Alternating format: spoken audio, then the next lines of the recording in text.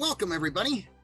Today I am with Cathy Baker, a local author who's just published her first novel. And today we're going to be talking about her journey as a author and what inspired her in her writings, the main focus here. So for our viewers here, can you briefly describe, Cathy, your journey as an author to what was your what path did you take to get to your first book, Wrenville, which you've just published as of last year? Well, I started writing in like third grade out of boredom. And in high school, I tried to like publish through the traditional means, which didn't shake out. Okay. Probably shouldn't have shaken out. Um, it was because it was with stuff that wasn't as good as it is now, but I sent to a bunch of places and I got a couple responses, which I was told was a compliment that they even read it. But at the time, I didn't see it as a compliment. Okay. I got a really long email from one of them where they gave me all these suggestions, which at the time I took as an insult. But then because they said it had merit, um, I don't know, their tone was kind of condescending because I put in there that I was a high schooler. I was told not to put that. You Ah, don't say your age. okay. So Well, they took it that's a good as, lesson. oh, it's just a kid. Well, when I was on a bus trip to New York for senior year, I was talking to the tour guide and he said, it's a compliment they even read it because, like, most of the time they just throw it in the trash. Which is Interesting. kind of amazing that they even read it. But basically, I gave up on the traditional publishing for a while. I haven't tried it since. Um, Okay. but it's but and then I wrote Wrenville in college just in pieces and chunks because I've been writing for since third grade, just continuously. And eventually I put it all together and went through a year of editing and decided I was gonna release it and see what became of it. So, what has influenced your writing the most? We talked a little bit about this. Um, and how have you seen that influence in your work? Well, I've seen a lot of the books, my favorite books, have influenced my writing in various pieces and ways because I internalized some of the way those writers wrote because how much I read of them. And some of the plots, some of the styles of main characters.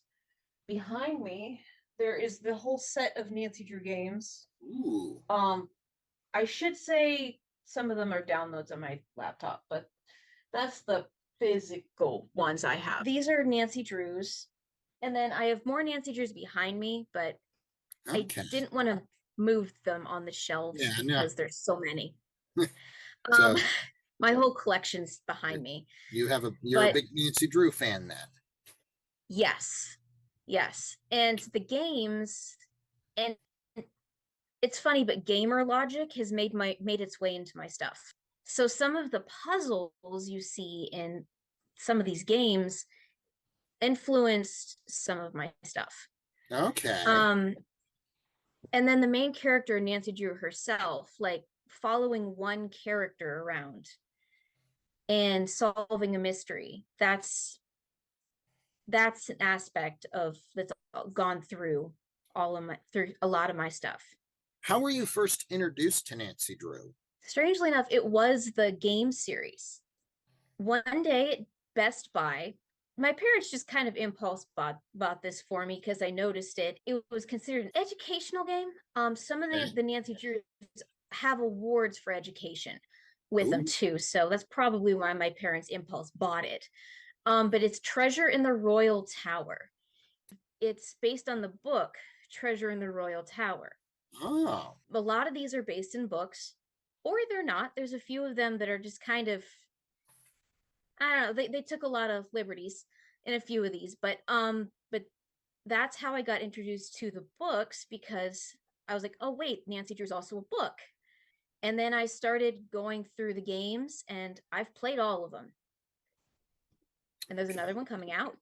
Ooh, The graphics look really good so far, what they've seen, what they've shown us, at least. So, nice. but yeah. How do you see Nancy Drew as a role model? She is the I can do everything sort of character. So in the books, first of all, solving these mysteries, she's gutsy and she's doing what most women in that era wouldn't be doing. So which is part of the why they became so popular, because women were like, we like this. Show us more. And so the idea is that she's doing gutsy things. She's solving mysteries. And she's also in the books, there's one of the books where specifically this is Depression era, keep in mind. And she has some money. Her father's a lawyer, so she has some money.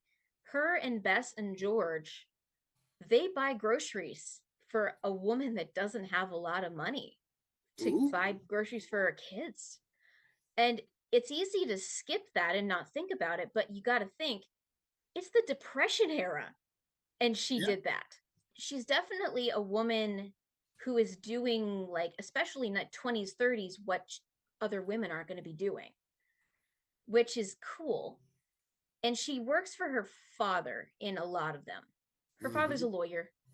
She does private investigating for him, which is cool because that's how she stumbles upon some of this stuff. I think we're out of time. So, Cathy, I want to thank you for joining us today. And what is the title of the book, and where can people get it if they'd like to, purchase it, read it? The title is Wrenville. Hold on, let me just Ooh, grab the book real quick. yes, that would be helpful too. So that way we can see what it looks like. All right. Got Wrenville. And then this is the original cover of it. Okay, yep. The paperback. So you can go on Amazon and see it. My website is cathybakerauthor.zyrosite.com. Okay. But basically, if you go on Amazon and type in Wrenville by Cathy Baker, you'll find it. Well, once again, thank you for joining us. We want to wish all of the viewers a great rest of their day. So at this point, we're going to sign off. Take care. All right.